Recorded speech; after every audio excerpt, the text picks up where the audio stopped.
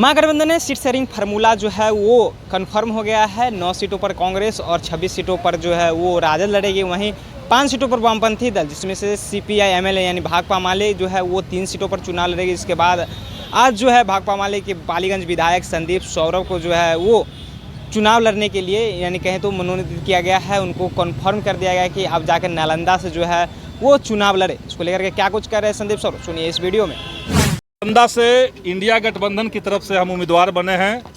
इसके लिए हम अपनी पार्टी को, पूरे इंडिया गठबंधन को धन्यवाद करते हैं। और नालंदा का जो सीट इस बार है, समझिए कि वहाँ पे केवल संदीप सौरभ चुनाव नहीं लड़ रहा है, बल्कि नालंदा की वो जनता जो नीतीश कुमार के सिद्धांत विहीन राजनीति से त्रस्त हैं, नाराज हैं, दुखी हैं, वो सब लोग चुनाव लड़ रहे हैं।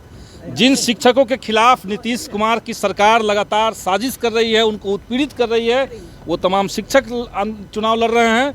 और जिन युवाओं को महागठबंधन की सरकार ने नौकरियां दी और नौकरी की संभावनाएं जताई और जिसको एनडीए गठबंधन ने ख़त्म किया, पेपर लीक करवा दिया, वो तमाम युवा वहां से चुनाव लड़ रहे हैं। वहां के जनता के सवालों के साथ हम लोग जाएंगे नालंदा में और वहां से पूर्णतः हम लोग विजयी होकर के निकलेंगे। और इस बार बिहार के अंदर एनडीए का खाता भी नहीं खोलेगा, क्योंकि सब लोग जान रहे हैं कि एनडीए से बड़ा भ्रष्ट कोई पार्टी नहीं, बीजेपी से भ्रष्ट कोई पार्टी नहीं है। जो इलेक्टोरल बॉन्ड के माध्यम से जानकारियां निकली हैं, आप लोगों ने भी सुना कि किस तरीके से ईडी का छापा पड़ता है और तत्काल ईडी जो है वो जो कंपनी है वो तत्काल बीजेपी को चंदा देती है। तो इस तरह की पार्टी जो जनता के पैसे को लूट रही है, यहाँ तक कि विदेश के पैसे भी लिए गए इलेक्टोरल बॉन्ड के माध्यम से, उनको सबक सिखाया जाएगा। और इस बार देश में बीजेपी का पत्ता साफ हो जाएगा।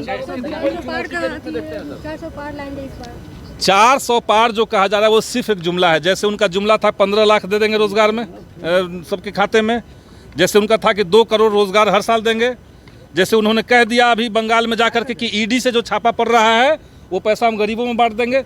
तो चमड़ा का मुंह होता है, कुछ भी बोल दीजिए। अब बीजेपी के लोग अब देखिए वो बोलना बंद कर दिए हैं। 400 पार उन्होंने बोलना बंद कर दिया है। जैसे ही इलेक्टोरल बॉन्ड का खुलासा हुआ और आज़ाद भारत का सबसे बड़ा करप्शन सामने आया, उसके बाद से बीजेपी 400 पार कहना भूल गई है। मात्र 5 सीट मिल रहा है, संतुष्ट हैं उससे आप? निश्चित तौर से देखिए, इस समय सीट में किसको क्या मिला, किसको क्या नहीं मिला, ये मसला नहीं बचा। सीटों का आप लोग मांग कर रहे थे, वो जो हो गया, हम लोगों ने 8 सीट की सूची दी थी, उसी के अंदर हम लोग चाहिए थे। हम लोगों ने चुनाव लड़ रहे हैं सर, इस पर कुछ बोलेंगे आप?